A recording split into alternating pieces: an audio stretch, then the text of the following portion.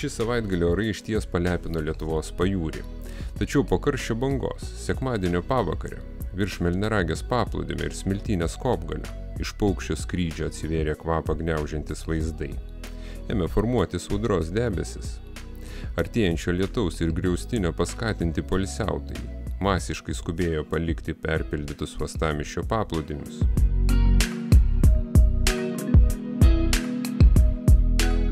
Ties išvažiavimais iš pajūrio ėmė formuotis automobilių spūstys.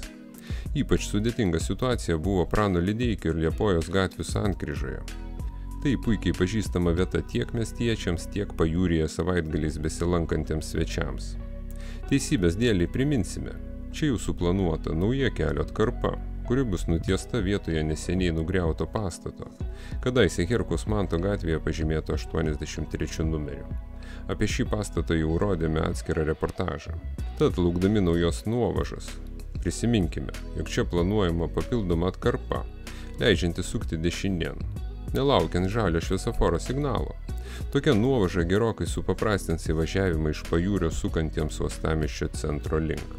O mes kaip visada tikimės, kad liksite kartu su Klaipėda TV, bet kokiu oru, ir keliausite po gražėjančią Klaipėdą kartu su mumis.